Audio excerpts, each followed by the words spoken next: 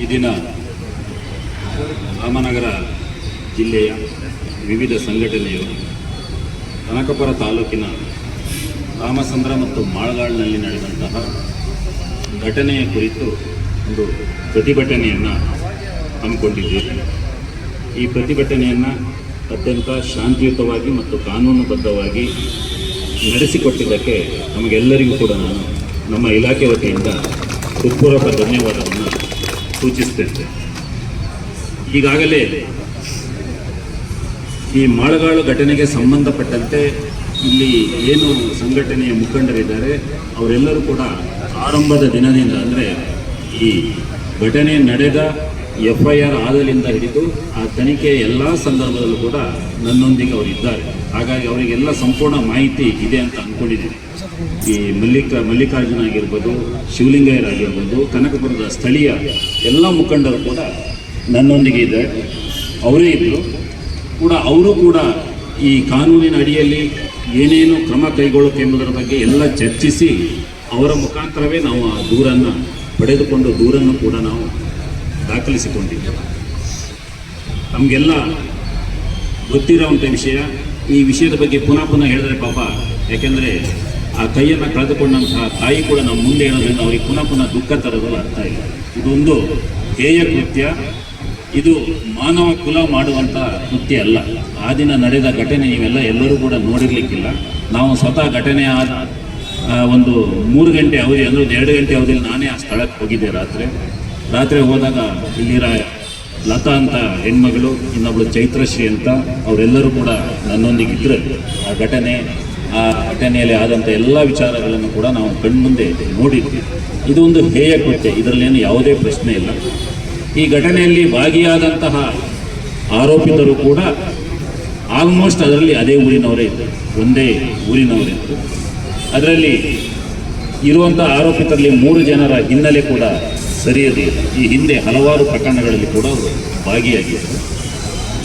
ಆ ಬಗ್ಗೆ ನಮ್ಮ ಇಲಾಖೆಯವರು ಹಿಂದೆ ಕೂಡ ಅವ್ರ ಮೇಲೆ ಸಾಕಷ್ಟು ಕ್ರಮಗಳನ್ನು ಕೂಡ ಕೈಗೊಂಡಿದ್ದಾರೆ. ನಮಗೆಲ್ಲ ಗೊತ್ತಿದೆ, ಇಲ್ಲೆಲ್ಲರೂ ಎಜುಕೇಟೆಡೇ ಇದ್ದಾರೆ ನಮ್ಮ ಮುಖಂಡರು. ಕಾನೂನಿನಲ್ಲಿ ನಾವು ಅವರಿಗೆ ಬಿಗಿಯಾದ ಕ್ರಮವನ್ನು ಕೈಗೊಳ್ಳಬೇಕು ಎಂಬ ದೃಷ್ಟಿಯಿಂದಲೇ ಕೂಡ ನಾವು ಆದಷ್ಟು ಸಾಕ್ಷ್ಯಾಧಾರಗಳನ್ನೆಲ್ಲವನ್ನು ಸಂಗ್ರಹಿಸಿ ನಾವು ನ್ಯಾಯಾಲಯಕ್ಕೆ ದೋಷಾರೋಪ ಪತ್ರವನ್ನು ಸಲ್ಲಿಸ್ತೇವೆ. ಆದರೆ ಶಿಕ್ಷೆ ಕೊಡೋ ಅಧಿಕಾರ ನಮಗೆ ಇರೋಲ್ಲ ಇಲಾಖೆಗೆ. ಶಿಕ್ಷೆ ಕೊಡೋದು ನ್ಯಾಯಾಂಗ ಇಲಾಖೆ. ನ್ಯಾಯಾಂಗ ಇಲಾಖೆಯಲ್ಲಿ ಪ್ರಕರಣಗಳು ನಡೆಯುವಾಗ ಅಲ್ಲಿ ಆಗುವಂಥ ಸಾಕ್ಷ್ಯಾಧಾರಗಳ ಆಧಾರದ ಮೇಲೆ ಅದು ಆ ಕೇಸ್ ನಿಂತಿರ್ತದೆ. ಇಲ್ಲಿ ಪ್ರಶ್ನೆ ಇಷ್ಟೇ, ನೀವು ಕೇಳೋ ಪ್ರಶ್ನೆ ಕರೆಕ್ಟ್ ಇದೆ.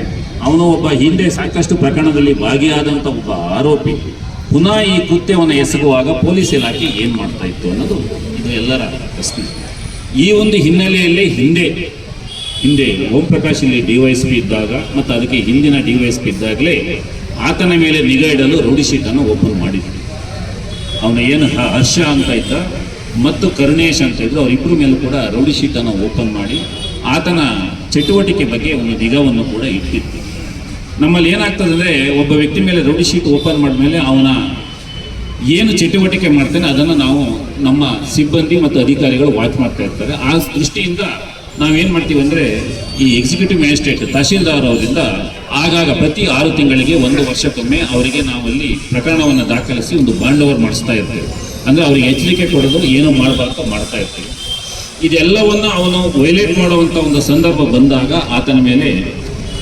ಆತನು JCಯಲ್ಲೇ ಇದ್ದ.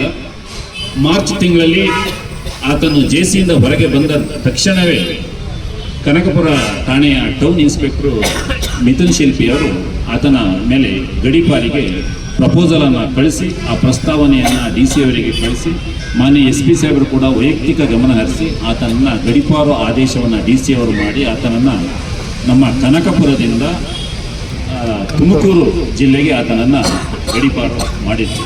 ಆತನ ಗಡೀಪಾರು ಅವಧಿ ಕಂಟಿನ್ಯೂ ಇತ್ತು, ಅಪ್ ಟು ಸೆಪ್ಟೆಂಬರ್ವರೆಗಿತ್ತು.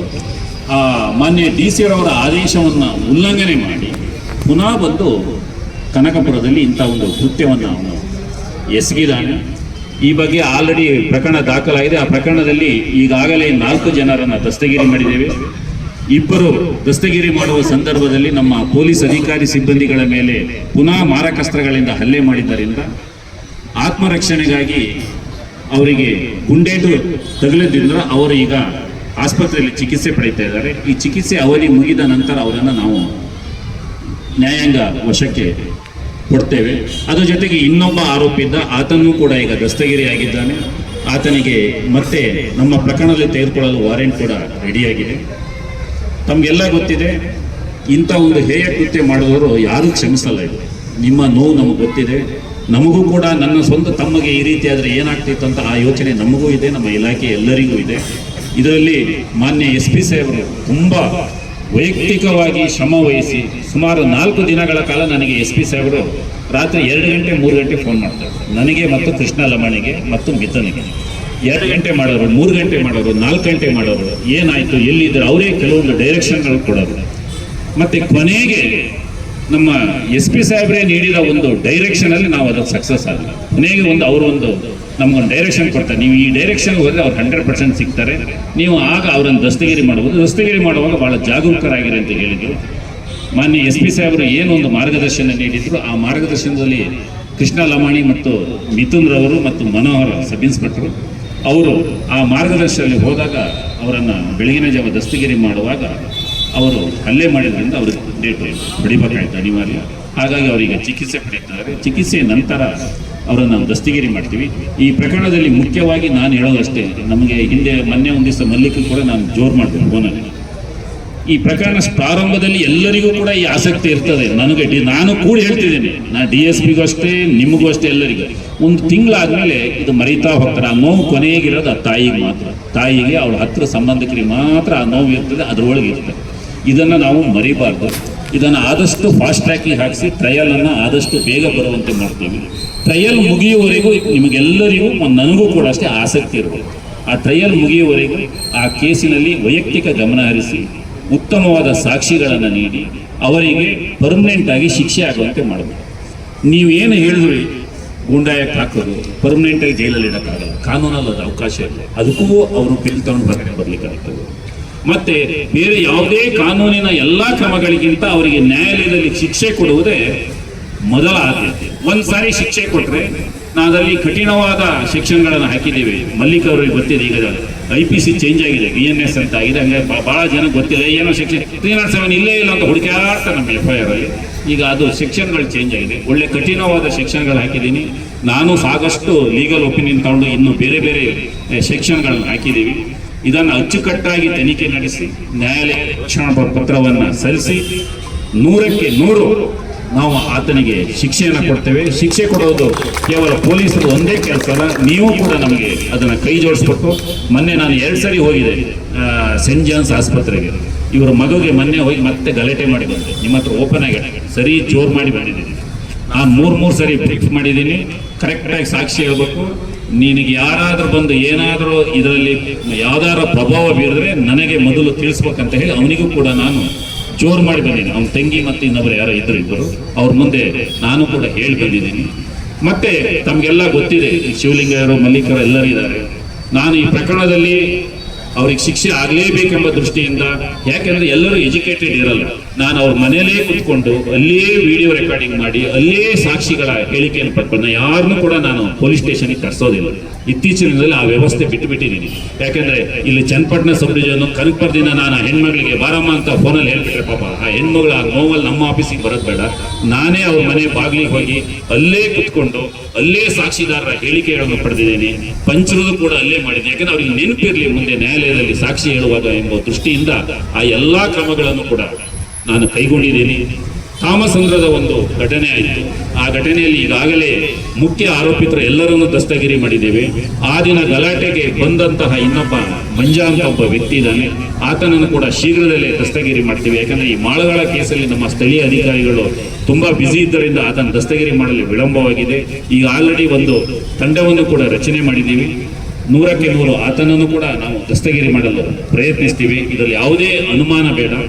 ನೀವು ಹೇಳಿದ ಒಂದು ಸರಿ, ಎರಡನೇ ಒಂದು ಪಾಯಿಂಟ್ ಹೇಳಿದ್ರಿ, ಘಟನೆ ನಡೆದ ಮೇಲೆ ಕೈಗೊಳ್ಳೋ ಕ್ರಮಕ್ಕಿಂತ ಮೊದಲೇ ಒಂದು ಪ್ರಿವೆಂಟಿವ್ ಆಗಿ ಮುಂಜಾಗ್ರತಾ ಕ್ರಮ ಕೈಗೊಳ್ಳಬೇಕು. ಇದು 100ಕ್ಕೆ 100 ಸತ್ಯ.